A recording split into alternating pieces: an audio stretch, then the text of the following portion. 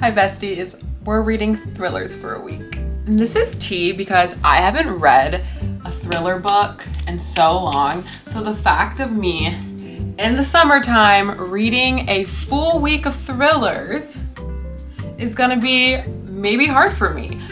I'm excited because usually they're fast paced, they get it going. I've been reading so many cutesy romances. I need to shake it up a little bit, okay? I was thinking I had a library loan that was ready that I forgot I even put in, which is for Home is Where the Bodies Are, okay? Take advantage of your library, guys. We are starting off with Home is Where the Bodies Are. I'm only 20 pages in so far, and can we talk about this book? It looks like a cassette tape, and I'm obsessed. So, this book is about three siblings. One is a drug addict, one who became super successful, and one basically works at a factory and was taking care of the mom. The mom gets sick and she passes away. And basically their dad disappeared 7 years before, I wanna say. And right before the mom dies, she basically says some haunting things. They go and watch some home videos, I guess. I haven't got to that part yet.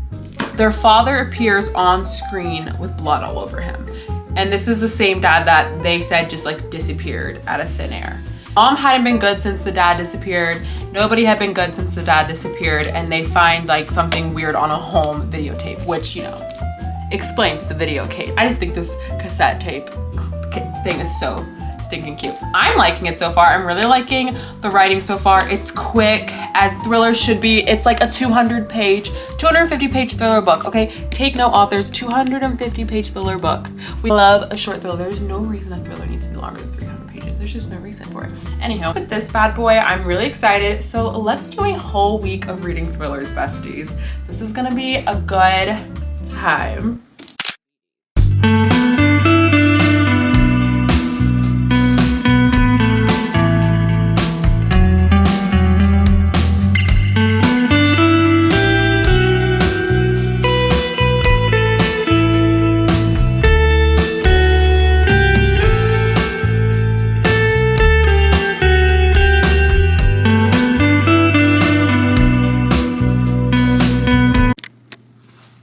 Good news, guys. 100 pages in to Home is Where the Bodies Are, and I'm loving this book, okay? I wonder about the ending because the ratings are 3.8 on Goodreads. I know I shouldn't check because sometimes if you check Goodreads, it tends to influence your opinion. However, I just want to know I was getting myself into the fact that the point of views. I think I like the writing more in this book. It's so fast paced and I love the dialogue. There's a lot of dialogue between the siblings and I love how all the siblings are so different from one another. I just want to know what happened between the parents. I am eating this book up. If I had time, I feel like I could just binge this. Oh, I'm curious on what makes people not give this a higher rating, and maybe it's the ending, but I'm loving the whole nostalgia part. And they had a whole part where they're watching home videos and one was wearing a Britney Spears shirt and they had a DVD machine with the VHS on the bottom. It just gave me all the nostalgia vibes of describing the past, and I feel like I'm watching a movie when I'm reading this book. So yeah, so we're off to a good start on this video. Hopefully I can finish this today. I might listen to some of it on audiobook. We'll see how work is, but it's fast paced. I love the way it reads. I think it's entertaining. So off to a good start there. Because at first I was it's summer. I don't think I'm gonna be in the thriller mood, but honestly I feel like I've read so many dang romances lately. This is a fresh of breath air because it's not corny. Some oatmeal and put some blueberries in it, but I just wanted to check in with you guys about how much I read last night, hoping to finish this today, and then we'll check in with you guys later when we were able to read and not work. It's so sad. So sad.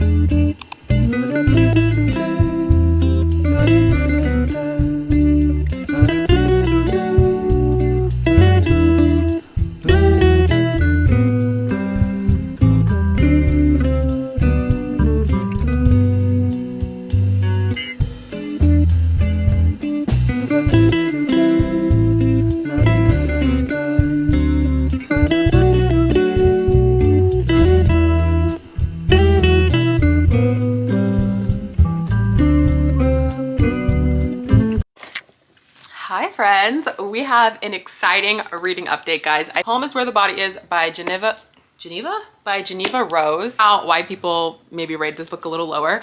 This book was so entertaining. Okay, so like I read this book within like 24 hours. Still love the element between the brother and the two sisters. They all have their own issues, their own problems. I love the dialogue, the interaction between them, the inner thoughts. I thought that part was so entertaining. This was such a fast-paced read, and it's like 200 something pages. It's so quick. If you need to get out of reading slump, I would pick this book up.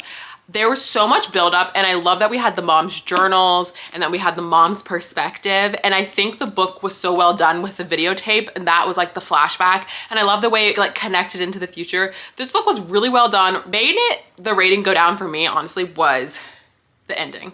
There was so much buildup to the ending. I just want to know what happens. I just want to know what happens. Like, I just want to know the truth. And then once I found out the truth, I was kind of like, oh. Like, oh. Like, you know, it just fell flat for me at the end. 3.8, I would say like I could maybe go to 4-star. It wasn't like this crazy thriller. I wasn't really thrilled. There's a couple plot twists, but nothing crazy. It was more like a solid mystery. Anyway, done with book number 1. We're still on the right track. I was afraid that this might put me in a reading slump, but I'm like at it, up and at it, and I decided what my next read is going to be.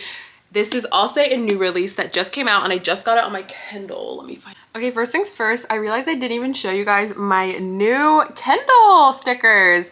I did this one before I left for Miami. Do it. So now we are reading Freida McFadden's newest release, The Housemaid is Watching. I got it on my Kindle. I love that Freida always has her books on Kindle. Like, I think of like reading a Freida McFadden book. Like, I can't imagine not reading it on my Kindle at this point. Lives next door, she knows your secrets. I've read the first and the second, so I think this is the final book in the trilogy. So when I first read it, I had no idea it was even gonna be a trilogy. Heard mixed reviews on this one, but honestly, her books are so fast paced that I know will get done. So this is the second book that we're reading in this video. I'm super excited. So yeah, next time you see me, I might be in a different location, but we'll just continue the video down at my dad's house in North Carolina. Okay, I'm just yapping. Also, do you guys like my shirt? It says Drunk Off Reading. I will put the name of the store that I got it off of on Instagram, but I thought it was a cute little play off of espresso merch. Anyway.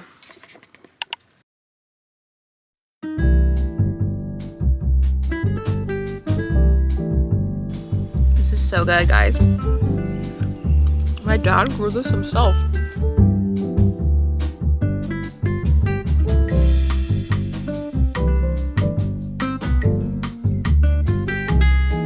Where's that from? He grew it. It's nice.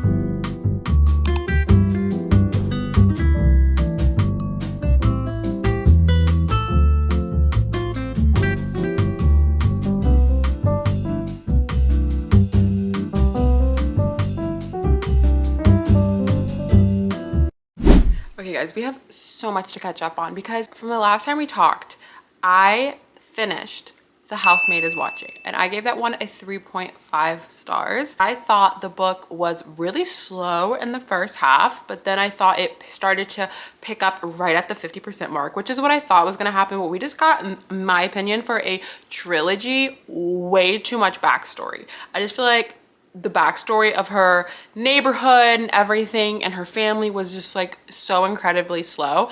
So it was fast paced and it was entertaining. It was very unrealistic, which I get it's fiction, but it was a little out of pocket to the point where like, okay, like the likelihood of this actually being like, I don't know, like it did catch me off guard, but only because the twists and the turns I felt like were a little out of pocket. The thing I did love about this book is I love that we got to see Millie as an adult and what came of her life. I love that we tied in the kids. I loved that we pulled everything together and I felt like it did tie with a bow. Really, I'm glad I read it. I'm glad I finished the trilogy. Was it my favorite Freida McFadden? Of course not, but I thought it was good. I thought it went with the story, Definitely could have been not as long because the beginning was so slow, but it was a solid Frida McFadden, super easy, fast paced, typical. So then I was like, all right, I need to switch up because we're like talking a lot about death. Like those two books were pretty dark and a lot of death in them. So I was like, let me switch it up. So then I grabbed Every Time I Go on Vacation, Someone Dies. And I had really high hopes for this. And I was very disappointed. I got about halfway in. So at first I just didn't get it. I was like, okay, what is this book about? So basically all these authors are in Rome and she's trying to finish her series, the Vacation Mystery Series. And so she's doing research or whatever, but they're at this like author event in Rome. Pretty much like her ex comes, her sister's there as her assistant, her boyfriend who cheated on her, who she like wrote about in the books, is there. There's just like a lot of characters in the story and none of them are really contributing much. I'm really trying to find the plot. I'm like really binoculars trying to find the plot because I felt like this book was just a brain dump of her thoughts. Like, we're in Rome. Okay, guy she used to date like thinks someone's killing him, like, or trying to kill him. And then I went on Goodreads because I was like, what are other people saying about this book? Because I'm just confused about what the heck this, like, I'm so confused what this book is.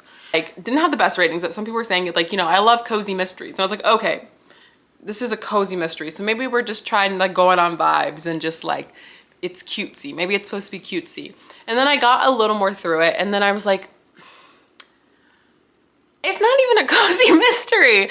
I think this book is doing what a lot of books do when they try to be like quirky and like funny and cute and like, and I hate quirky books. I'm realizing this, like, quirkiness of like you being the narrator of your own story and like the breaking the third wall. It's like, there's absolutely no plot. I could care less. And I like when I'm reading a book and I could care less and I, one, don't know what the heck's going on. Two, I'm like, what am I reading this book for? Like, okay, we're like wailing around Rome and like, and what?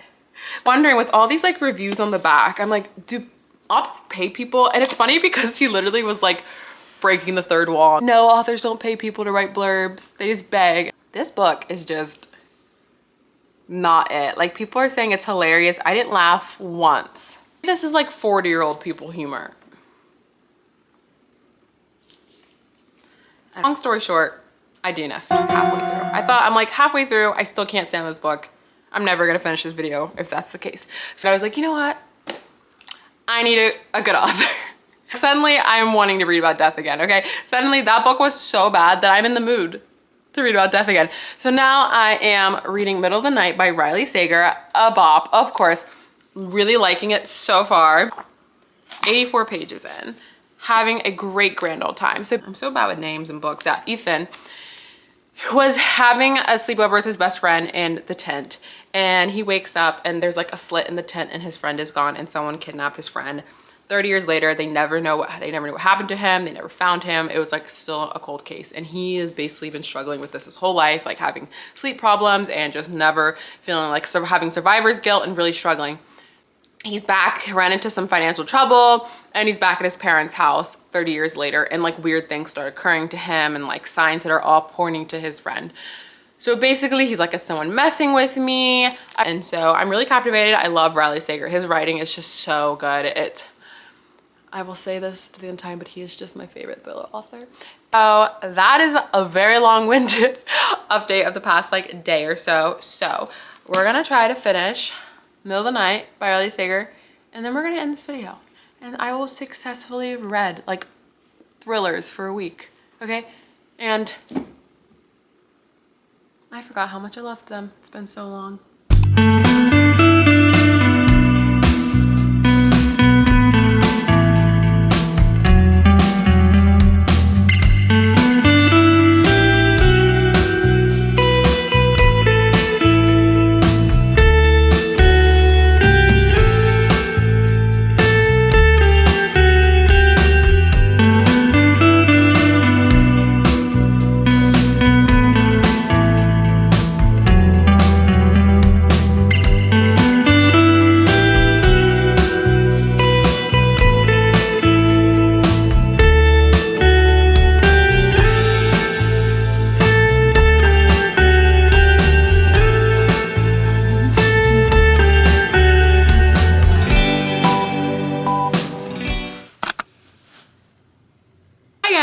I just wanted to come on here and share that I finished Middle of the Night by Riley Sager.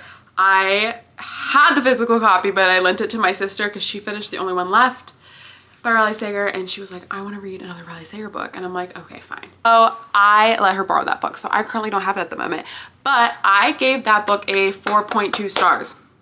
Riley does it again. He does it again.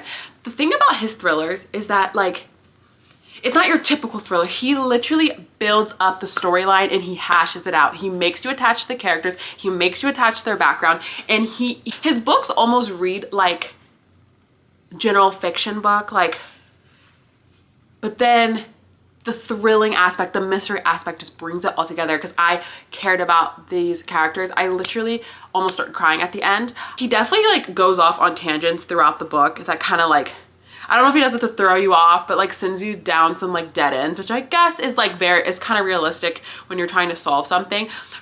And it really throws you off, but then it like comes together in the end. I love the way the book ended. I love that book. I read it in like 24 hours, and no one does thrillers like Riley Sager. I just keep saying this. And it's like, is it summer if you didn't read it? Like now I'm already wanting more. So I think there's like some in his backlog that I haven't read. So that book was so good. I gave it a 4.2 stars. I'm curious to see, as more people read it, since it's a new release, if what other people think about it. So let's go review what we read this week of thrillers. I am thrillered out, guys. I'm thrillered out. I swear I was having so many like dark dreams because I've read so many thrillers. We started off Home is Where the Bodies Are, and I rated this one a 3.8 star. Solid. Wasn't my favorite, but super entertaining. A good thriller, all in all. Then we went with The Housemaid is Watching, and I rated this one a 3.75 star. Thought it dragged out too much in the beginning, but entertaining, fast-paced, solid. Then we went on to Every Time I Go on Vacation, Someone Dies, and this was a big fat DNF at 50% through. Didn't find it funny, don't get the humor, no plot, bored. Then we ended off the video with The Middle of the Night by Riley Sager, which I rated 4.2 stars. So that was the highest rated book. Shocker, are we shocked, of this video was Riley Sager. But overall, this was such a fun video, and I thoroughly enjoyed myself because I forgot like how entertaining thrillers are, and it's just making me even more excited for fall reading. Like, I'm so ready for fall reading. Now we're gonna get back to our little cutesy romances. Okay, no more bad dreams. Thank you guys so much for watching me read thrillers, new release thrillers for a week. I love you further than forever. Please like, subscribe, and